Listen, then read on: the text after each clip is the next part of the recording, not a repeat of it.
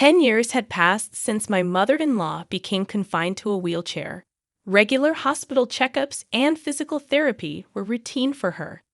On this particular day, she was undergoing tests, and I found myself waiting in the hospital's waiting room before her therapy session. In the midst of my thoughts, a doctor suddenly pulled on my arm, a deep concern etched on his face. "I'm going to speak with her primary doctor about this," he announced.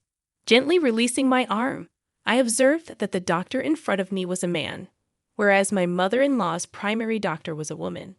Confused about the need for a doctor who wasn't her primary to discuss her case, I questioned the situation. The male doctor hastily grabbed my hands, realizing my suspicion. "There's something neither your mother-in-law nor her primary doctor should hear. That's why I only want to tell you," he explained. Intrigued, I took a step closer to him. "My name is Julie, a 37-year-old office worker. Recently, I've been working remotely for a small and medium-sized company. However, the doctor's revelation seemed unrelated to my mother-in-law's condition." He continued, "When I was a child, my mother left home, and I was raised by my father in a single-parent family. Despite my father's warnings about my mother being a spendthrift, I never felt lonely due to the love he showered on me. I eventually went to college and found a job, leading an independent life. 14 years ago, I married Mike.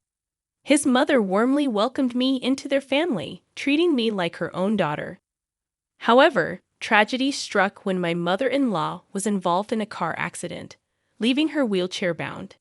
Despite various caregivers, her condition deteriorated, and she expressed loneliness, prompting us to move back to care for her temporarily.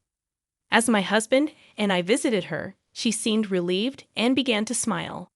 However, when we mentioned returning to work, her demeanor changed, and she didn't allow us to leave. My mother-in-law pleaded with desperation, her voice nearly hysterical. "No, please, both of you don't leave. Don't leave me alone." Attempting to calm her, I assured, "Mike really needs to return to his job, but I'll talk to my company and see if I can stay here a bit longer. I'll come back as often as I can. Just hang in there for me, Julie." With tearful eyes, she implored, "If you can stay, that would be great. Mike, you better come back, okay? I'll be waiting." After losing her husband, she had endured loneliness for a long time. Our sudden notification of departure likely triggered anxiety and confusion. Her weakened state over the past week heightened her fear of facing loneliness. After discussions with my company, I decided to switch to remote work and operate from home temporarily to care for my mother-in-law. However, her aversion to being alone persisted. Even when I worked from home, she clung to me relentlessly. I couldn't let her be seen by my coworkers, and no matter how close we might be, she'd always be waiting where she could see me. It felt like I was under constant surveillance, leading to a growing sense of resentment. Meanwhile, Mike would come home on weekends and take days off during the week to assist with her care. Despite ongoing physical therapy, her condition showed no improvement, preventing my return to the office. Our personal lives became dominated by her care, leaving no time for just the two of us. The 10th year of this lifestyle marked her 65th birthday, and with each passing year, her dependency on us grew. My husband, unable to bear the situation, reduced his visits year by year. Even if I stepped out for a few minutes, my mother-in-law would panic, insisting I take her with me. Calming her down took ages, and I couldn't go back to our own home. Yet, I couldn't abandon the woman who had welcomed me without judgment or prejudice from a single-parent household. Then, a pivotal moment arrived. During a routine checkup, I accompanied my mother-in-law to the hospital as always. Dr. Mia, a woman in her 30s, had been her trusted doctor for a decade. When my mother-in-law went into the examination room, a young male doctor named Ryan approached me. Startled, he said, "Excuse me, you're Sally's daughter, right?" Sally was my mother-in-law's first name. Ryan explained that he recently joined the hospital and worked in the same department as Dr. Mia. Intrigued, I replied, "Yes, I'm her daughter-in-law. What's going on?" Ryan apologized for the sudden approach and requested a moment to discuss something about my mother-in-law. Curious, I agreed, realizing her appointment probably wasn't over yet. Agreeing to Dr. Ryan's request, he led me to a small private consultation room not far from the examination area. Motioning for me to sit, he took a seat across a small desk, fixing his gaze directly into my eyes. "You're currently living with Sally to take care of her, right?" Dr. Ryan inquired. "Oh yes, that's correct," I replied. I explained that for the past decade, I had been working from my mother-in-law's home while tending to her needs. The increased dependency had left me with little personal time, causing my husband to avoid coming home. Listening intently, Dr. Ryan nodded. I found myself expressing all the frustrations that had built up. Apologizing for the venting, I remarked, "I'm sorry for going on like this." Dr. Ryan reassured, "It's completely all right. Anyway, 10 years, that's quite a commitment." His face turned thoughtful, and then he looked at me with a serious expression. However, before his words could reach me, a scream from my mother-in-law pierced the air. Both Dr. Ryan and I rushed to the examination room, only to witness an unthinkable scene that left me speechless. Dr. Ryan urged, "You should leave that house as soon as possible. Get away from your mother-in-law." Suppressing my anger, I nodded, and without heading to my mother-in-law, I went straight to the police. Despite skepticism, they promised to investigate. I hastily packed my belongings from the house, the disturbing image from the hospital replaying in my mind. An hour later, while still packing, I explained everything to my husband over a call. Numerous calls and messages from my mother-in-law flooded my phone, but I continued to ignore them. In the evening, my husband and the police arrived, and that's when I finally answered a call from my mother-in-law. Angrily, she demanded to know why I had left her behind. With a firm attitude, I informed her, "I realized I don't need to live with you anymore. I'm going back to the house where my husband is." Indignant, my mother-in-law ranted and raved. With a sigh, I responded, "Why don't you just walk back home from the hospital? After all, your legs are fine, so you don't need a wheelchair or care, right?" As I continued explaining, my mother-in-law let out a short scream, conveying her extreme upset. I could vividly imagine her emotional turmoil as I disclosed the revelations I had discovered. I shared with her the unsettling information that Dr. Ryan had conveyed and the first-hand experience of witnessing an unexpected turn of events. Dr. Ryan had revealed that recent tests showed no physical issues with the muscles or nerves in her body. Instead, he speculated that her belief in her inability to walk might be psychological. The power of such beliefs could be formidable, and Dr. Ryan considered both physical and psychological care for her legs. In his efforts to include me as a family member in the care plan, he had called me over. However, it turned out that my presence wasn't necessary. During our conversation, a scream echoed from the examination room, my mother-in-law's. Dr. Ryan and I hurriedly went to check the room, finding her gesturing as if swatting away an insect. To our surprise, it was a false alarm. She had mistaken dust for a bug. In a surreal moment, she picked up the motionless dust and walked to the trash can, revealing that she could walk without the need for a wheelchair or cane, moving with astonishing ease. Dr. Ryan pushed me to the corner of the hallway, and we observed silently as my mother-in-law, seemingly unaware of our presence, calmly returned to her wheelchair. Dr. Mia entered the room, exchanged an envelope with my mother-in-law, and, acting nonchalantly, pushed her wheelchair toward the physical therapy facility. Stunned by the unfolding events, I stood frozen until Dr. Ryan gently shook me out of my daze. He had advised me to leave my mother-in-law's house immediately, and I hurriedly packed, desperate to escape this surreal revelation. Throughout my narrative, my mother-in-law remained silent. Finally, with an audible sigh over the phone, she began to speak, perhaps realizing she couldn't evade the truth any longer. Acknowledging the car accident that initially left her wheelchair-bound, she admitted that thanks to treatments, she could walk with the aid of a cane about 5 years after the incident. Listening in disbelief over the speaker, my husband and I were stunned. What puzzled us most was the purpose of the 12 years we had spent caring for her. She expressed her fear that once we discovered she could walk, we would leave her side. Tearfully, she admitted, "Julie, Mike, I couldn't bear that thought. I feared losing you both, and that's why I kept up the pretense. I truly love you like my own daughter." My mother-in-law had often expressed her loneliness after Mike moved out and my husband passed away. Despite her repeated pleas, our hearts remained unmoved. While we understood her feelings, we believed the way she went about it was wrong. Apologizing, we explained, "We can't be by your side any longer. Sorry, Mom, Mike, but the way you went about it was wrong." I continued, expressing my own sentiments. "I've been taking care of you for the past 10 years while working. My colleagues have experienced promotions, marriages, and childbirth.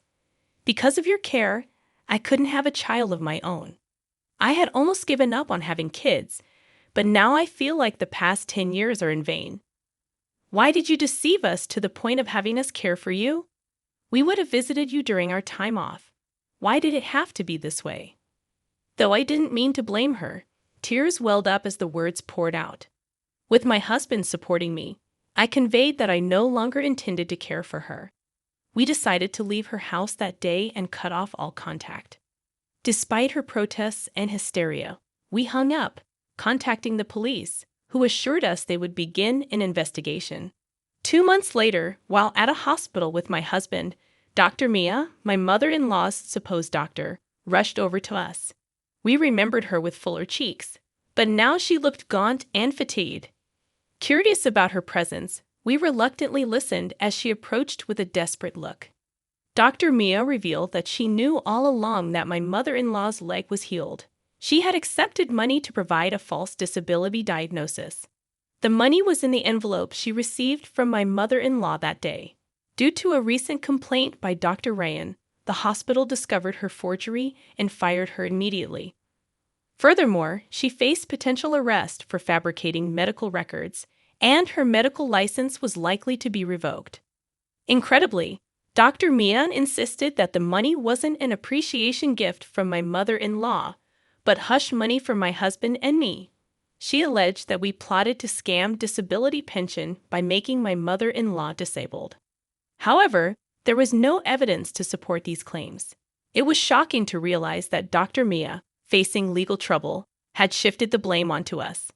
In disbelief, I responded, "What are you talking about? We haven't done anything like that." Dr. Mia persisted, claiming it was the truth. "I'm going to tell the police everything," Dr. Mia shouted, her eyes red with rage, making us turn pale. While her claims lacked evidence, proving our innocence would be challenging, and the mere thought terrified us. My husband and I were on the verge of tears when a woman approached us, standing between Dr. Mia and us, shielding us from her wrath. Aren't you the head doctor here? I urgently need to talk to you," she said. Upon seeing the woman, Dr. Mia turned deathly pale, quickly putting on a forced smile and approaching her with flattery. The woman glaring at Dr. Mia was the head doctor of the hospital, and she was Yvonne, my mother. Yes, my mother, from whom I was separated as a child due to her divorce, was now a doctor and held a prominent position in a major university hospital. She was one of the people advocating for revoking Dr. Mia's medical license upon learning about her misdeeds. "Oh, you're related. In that case, could you please just hear me out?" Dr. Mia begged, trying to invoke my mother's sympathy. However, my mother shook her head, stating, "Don't mess with me. You and Sally have been deceiving the hospital and the authorities for 10 years, keeping my daughters confined at home. Sally kept them at home because she was afraid to be alone. You, on the other hand, funded your debts from your nightlife with Sally's disability benefits. You frauds need to face appropriate punishment and make amends." Dr. Mia's plea was abruptly dismissed, and realizing there was nothing she could do, she slumped to the ground in despair. Whispers and stares from those around us focused on her, and we couldn't help but watch with indescribable feelings. Suddenly, a strong pull came from behind, startling me. I turned around to find astonishingly, my mother-in-law standing firmly beside my father. My father angrily shouted at my mother, demanding, "What have you done to Julie?" I was taken aback, wondering why my father was there and why with my mother-in-law. When I heard that Sally was looking for Julie, I wanted to help. "You moved to a place without telling me, and I thought I would meet you if I followed Dr. Mia," my father explained. The reason I hadn't told my father our whereabouts wasn't just because of the family connection between my mother-in-law and him. Since my mother-in-law's car accident, I had asked my father to look after her when I was out for work. During those times, they became close and started dating secretly behind our backs. I had found out about this last year, suspecting their relationship when I saw them talking closely at my in-laws' house. "Give Julie back. I won't let you take her away," my father yelled at my mother, an intensity I'd never seen before. Brushing off his grip, I shouted, "Stop it. I know all the stories you told me about Mom are lies." My father's face went pale at my revelation. Since the divorce, he had been feeding me lies about my mother to ensure I didn't want to meet her. The stories about her treating him like a slave or leaving him for a younger man were all false. My mother, an accomplished doctor, always had a busy schedule, and my father knew this when they married. However, after I started daycare, his attitude shifted drastically. Blaming her for our lack of family vacations, he decided to divorce her, claiming she wasn't a good mother. On my 4th birthday, my father suddenly took me and left home. In reality, it was him who left, not my mother. Following the divorce settlement, even though my mother had a decent income, she couldn't guarantee time for raising me. My father was nominated to live with me. However, my mother had been sending a substantial amount in child support every month. I didn't know this until I met my mother. Even after becoming a single parent, my father ensured I didn't want to see my mother by portraying her in a negative light with false stories. It seemed that my mother wanted to see me, but most of the time, she was overseas for training or research. She kept sending me letters from overseas that my father kept refusing, hiding the letters. There were times when it seemed they might meet, but something always came up. Either my mother got an emergency call at the hospital, or my father would come up with an excuse to cancel at the last minute. I had been told since I was young that my mother couldn't be reached, or that no one knew where she was. It turned out that was a lie. The reason my father could afford to travel once every 2 months and pay for my high school and college tuition was thanks to the child support money from my mother. Our comfortable life was all thanks to her. So the story of my father working late nights was also a sham to make it seem like he was struggling with parenting. He'd work a regular 9-to-5 job, then spend nights somewhere, coming home only in the early morning. When my father yelled, "Where's your proof?"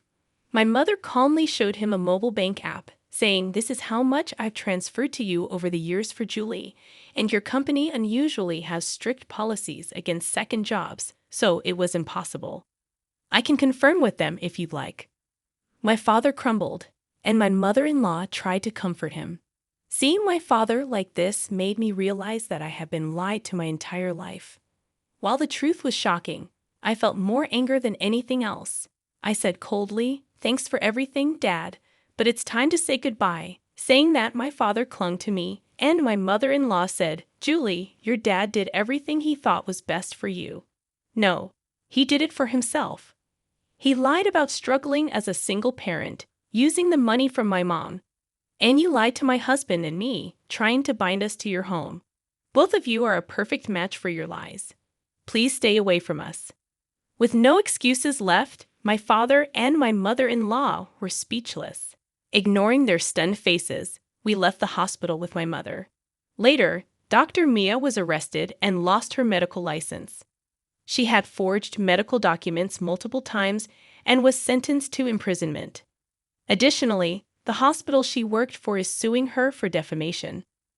My mother-in-law had bribed a doctor for a fake diagnosis, leading to her having to pay back all the pension money she received with interest. She's also facing fraud charges, as informed by the police. Mike says he's cut ties with her, so he's not bothered about her future. I'm trying not to care either. As for me, I realized I had been somewhat dependent on my mother-in-law. Feeling betrayed sent me into a mental spiral. So I've been seeing a therapist at the hospital where my mother works. Regarding my reunion with my mother, when I was getting a referral at my previous hospital, the doctor's name I was referred to was the same as my mother's. To my surprise, it was actually her. My mother was skeptical when she saw a patient named me, but during the consultation, she realized it was me. Our reunion can only be described as miraculous. I can't be treated by my mother due to hospital rules, but she supports me from behind the scenes. I've been back to my job at the office while still attending therapy. When visiting Dr. Ryan, who informed me of the truth about my mother-in-law, I heard that he and my husband were old high school buddies. We now often hang out with Ryan visiting our place, and everything feels like old times. It may be hard for me to forget how I was tied up by my mother-in-law and my father. But my husband, my mother, and Dr. Ryan always encourage me to take things easy and do what I want. Thanks to that, I'm planning trips with my friends or going to cafes by myself.